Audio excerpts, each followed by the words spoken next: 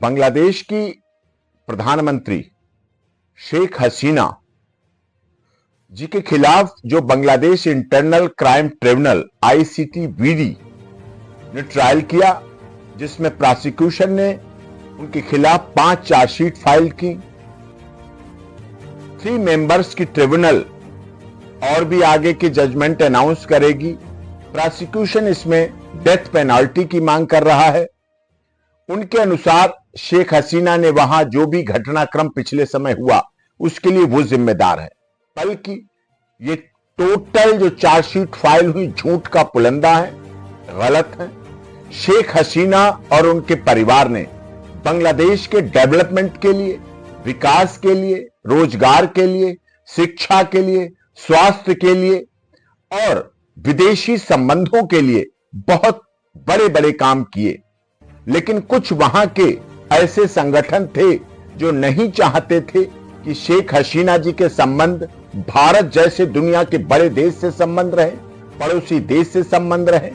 इसलिए इन्होंने ऐसी संरचना की और बांग्लादेश को बहुत ही विशालता के साथ हर तरह की सहायता करने वाले, वहां बंटवारे से भी पहले के रहने वाले हिंदुओं के साथ उन लोगों ने साजिश और षड्यंत्र के तहत हत्या का तांडव किया। यूनाइटेड नेशंस ऑफ ऑर्गेनाइजेशन की रिपोर्ट के अनुसार भी 1400 से अधिक मौतें, वहां 14,000 से अधिक मौतें हुई। इसके लिए वही संगठन जिम्मेदार थे। उनके खिलाफ कार्रवाई नहीं कर रही है बांग्लादेश इंटरनल क्राइम ट्रिब्यूनल, बल्कि उनके खिलाफ राजनीतिक सत्ता से प्रेरित होकर कर रही है। जबकि 2026 में आम चुनाव होने हैं और निश्चित है शेख हसीना ने बिल्कुल बांग्लादेश के लिए बहुत उत्थान के लिए काम किया, उनके पारिवारिक पीढ़ी दर पीढ़ी काम किया है और इसीलिए लोग उनसे घृणा कर रहे हैं, कुछ राजनीतिक हित साधने के लिए। लेकिन ये निर्णय जो ट्रिब्यूनल ने किया है पूरी तरह से गलत है।